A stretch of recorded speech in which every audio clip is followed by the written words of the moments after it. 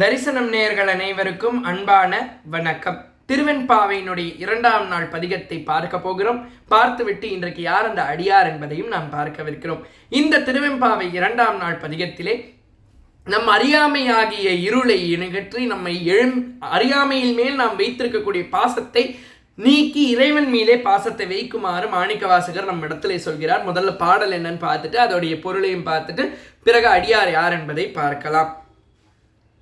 பாசம் பரஞ்சோதிக்கென்பார், பாசன் பரஞ்சோதிக்கென்பாய், ராப்பகல் நாம் பேசும் பொழுது இப்போதார் அமளிக்கே நேசமும் வைத்தனையோ நேரிழையாய் நேரிழையில் சீசி இவையும் சிலவோ விளையாடி ஏசும் இடம் ஈதோ விண்ணோர்கள் ஏத்துதற்கு கூசும் மலர்பாதம் தந்தருள வந்தருளும் தேசன் சிவலோகன் தில்லை சிற்றம்பலத்துள் ஈசனார்க்கு அன்பர் யாம் ஆரேலோர் எம்பாவாய். ரொம்ப அற்புதமான ஒரு பாசுரத்தை நமக்கு அருளி செய்திருக்கிறார் மாணிக்கவாசக பெருமாள். இந்த பதிகத்தில் என்ன நமக்கு சொல்கிறார்? நான் நேத்திக்கெல்லாம் இறைவனை பற்றி பேசுகின்றேன், அப்பொழுதெல்லாம் நீ என்ன செய்தாய்? இறைவன் மேலே அன்பு இருப்பது போல் செய்தாய். இன்றைக்கு என்ன உன் அமளி என்கின்ற மெத்தை மேலேயே நீ படுத்திருக்கிறாயே, அதையெல்லாம் செய்யாதே, எழுந்தெறி. ஏன் சீசி இவையும் சிலவோ, இதெல்லாம் ஒரு வேலையா? நீ என்ன செய்யணும்? நீ போய் இறைவனை தரிசிக்க வேண்டும். எந்த இறைவனை தரிசிக்கணும்?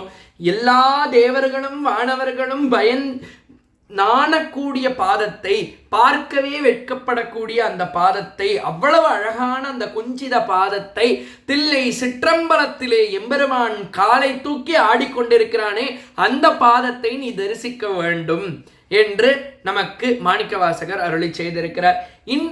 இந்த அற்புதமான பாசுரத்துல நம்ம ஏதாவது ஒரு பொருளின் மேலே, அதாவது சாதாரண அழியக்கூடிய பொருளின் மேலே நாம் வைக்கக்கூடிய பாசம் பற்றை விடுத்து இறைவன் மேலே பற்றை செலுத்த வேண்டும் என்பதற்கான ஒரு அற்புதமான பாசுரம்.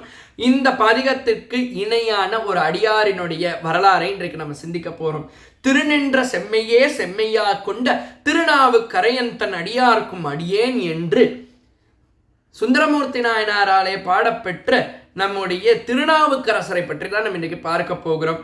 அவரை பற்றி வாகீச முனிவர் என்று பெயர் கொண்ட திருநாவுக்கரசர் வாகீச முனிவராக முன் ஜென்மத்திலே இருந்தார். ராவணனுக்கு உதவி செய்த காரணத்தினாலே வாகீசர் திருநாவுக்கரசராக அவதாரம் எடுத்தார். திருநாவுக்கரசர் என்று அவர் தந்தை நாவிற்கே அரசன் என்று பெயர் வைத்தார்.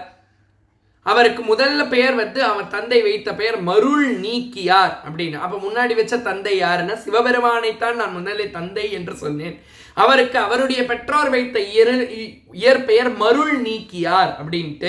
இந்த மருள் நீக்கியார் அப்படிங்கிறவர் அவருக்கு ஒரு அக்கா இருந்தார், திலகவதியார் அப்படின்னு சொல்லிட்டு.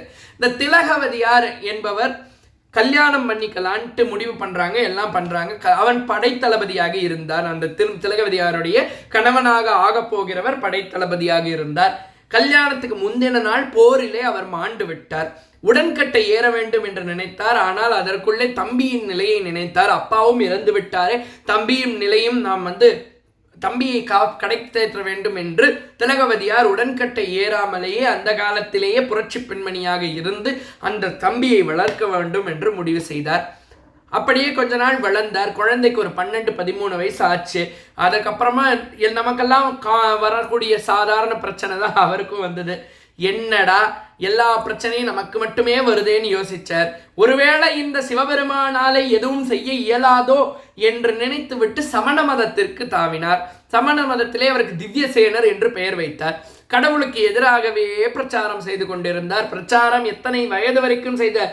77 வயசு வரைக்கும் பிரச்சாரம் செய்தார். 77 வயசு ஆயிடுச்சு. 77 வயசுல அவருக்கு ஒரு வயிற்று வலி வந்தது. சூளை என்கின்ற நோய் தாக்கியது. சமணர்களாலே அவரை சரி செய்ய முடியவில்லை. இனிமேல் இவன் நமக்கு வேண்டாம் என்று அவரை கொல்ல முடிவு செய்தார். அவர் அதை தெரிந்து கொண்டு ஓடி திருவதிகை வீரட்டானம் என்கின்ற திருத்தலத்திலே ஒரு புழுவை போல் தன் தமக்கையார் காலடியிலே விழுந்தார். அவர் அப்பொழுது திருப்பணி செய்து கொண்டிருந்தார். உழவார பணி என்று சொல்லக்கூடிய அந்த திரு அலகு பரிமாறுதல் எல்லாம் அவர் செய்து கொண்டிருந்தார். திரு அலகுன்னா இந்த கூட்டி பெருக்கி சுத்தம் செய்யறதெல்லாம் அவர் செஞ்சிட்டு இருந்தார். அப்போ இந்த திருநாவுக்கரசர் சென்று, அதாவது இந்த மருள் நீக்கியார் என்று சொல்லப்படக்கூடிய அந்த அடியார் சென்று அவர் தமக்கையின் தாள்களிலே விழுந்து அக்கா என்னை மன்னித்து விடு, உன்னை மறந்த பாவத்தினாலன்றோ எனக்கு இப்படி ஒரு கதி என்று கேட்டார். அப்படியெல்லாம் சொல்லாதே, எல்லாரையும் வைதாரையும் வாழ வைக்கும் என் தெய்வம் வீரட்டானேஸ்வரர், அவர் திருவடிக்கு சென்று வழிபடுன்னு சொல்லி அந்த கோவிலுக்குள்ளே அனுப்பி வைத்தார். அந்த திருவடியை பற்றி கொண்டார். குற்றேனவாறு விளக்ககலீர்னு பாடினார். நான் பாட செந்தமிழை கேட்டு நீ எனக்கு அருள வேண்டும் என்று வேண்டிக் கொண்டார். மருள் நீக்கியாரே, நீ என்னிடத்திலே திரும்பி வந்திருக்கிறாய். தாயை உதறி தள்ளிவிட்டு கோபத்தில் செல்லும் பிள்ளை மீண்டும் என்றைக்காவது ஒரு நாள் தாயிடத்தில் வந்து சேர்வதுதானே முறை. அது மாதிரிதானே நீயும் என்னிடத்திலே வந்திருக்கிறாய். உம்மை ஆட்கொண்டோம், இனி சிவதொண்டும் சைவதொண்டும் செய்து வாழ்வாயாகன்னு சொல்லி அவருக்கு வாழ்த்து சொல்கிறார். அப்புறமாக அவர் எழுதியதுதான் தேவாரம் என்ற பாடல். ஓசை ஒளியலாம் ஆனாய் நீயே, உலகுக்கு ஒருவனாய் நின்றாய் நீயே, வாசமலரெல்லாம் ஆனாய் நீயே, மலையான் மருகனாய் நின்றாய் நீயே, பேச பெரிதும் இனியாய் நீயே, பிரானாய் அடியன் மேல் வைத்தாய் நீயே, தேச விளக்கெல்லாம் ஆனாய் நீயே, திருவையாறு அகலாத செம்பொற் ஜோதி. இது போன்ற பல பாடல்களை அவர் இயற்றினார். மாசில் வீணையும் மாலை மதியமும் வீசுதென்றலும் விங்குள வேணிலும் மூசு வண்டரை பொய்கையும் போன்றதே ஈசன் எந்த இணையடி நிழலேன்னு பாடினார். இது எப்ப பாடினார்னு நான் இப்ப சொல்றேன் உங்களுக்கு. இப்போ இந்த மாதிரி அவர் பதிகள்லாம் பாடுறது சமண மன்னரை பல்லவ மன்னரிடத்துல எப்படியோ தெரிந்து விட்டது. அவன் நேரா வந்தான். எவ்வளவு தைரியம் இருந்தால் நீ சமண மதத்திலிருந்து சைவ மதம் மாறுவாயினர். ஒரு சின்ன திருத்தம், நான் சைவ மதத்திலிருந்து தான் சமண மதத்திற்கு போனேன். சைவம் என்னுடைய தாயை உதறி தள்ளித்த பாவத்திற்குத்தான் எனக்கு சூளை கொடுத்து ஆட்கொண்டான் எம்பெருமான், அதனால இங்கிருந்து வர முடியாதுன்னார்.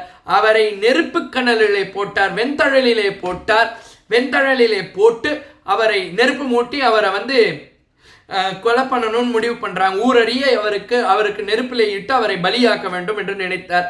அப்பொழுதுதான் அவர் இந்த பாட்டை பாடினார். மாசில் வீணையும் மாலை மதியமும் வீசுதென்றலும் மீன்கிள மேனிலும் மூசவண்டுரை பொய்கையும் போன்றதே ஈசன் எந்த இணையடி நிழலேன்னர். நிழலேன்னு சொன்னதுதான் தாமதம். எம்பெருமானும் எம்பெராட்டியும் மேலிருந்து தோன்றி அவருடைய வெந்தழலை சந்தனமாக மாற்றி கொடுத்தார். அப்படிப்பட்ட அப்பரபெருமானினுடைய வரலாறு என்பது பெரிய வரலாறு. இந்த பதிவிற்காக, இந்த பாதிகத்திற்காக உங்களுக்கு கொடுத்தேன். ஏன், அவர் முன்னாலே சமண மதத்தின் மீது வைத்திருந்த அந்த பற்றுதல் என்பது நிலையானது அல்ல. சைவத்தின் மீது அவர் வைத்திருந்த பற்றுதல் தான் நிலையானது என்பதை அவருக்கு புரிய வைத்து சூளை கொடுத்து அவரை ஆட்கொண்டான் எம்பெருமான் என்றால், அந்த எம்பெருமான் நம்மையும் ஆட்கொள்ள மாட்டாரா என்கின்ற நம்பிக்கையோடு அவரை தினந்தோறும் வழிபட்டு கொண்டிருந்தீர்கள் என்றால் உங்கள் வாழ்வில் எல்லா வகையான நலன்களும் கிடைக்கும். நாளை 3ஆம் நாள் திருவெம்பாவை பாசுரத்தோடு உங்களை சந்திக்கும் வரை விடை பெற்றுக் கொள்கிறேன். நன்றி, வணக்கம்.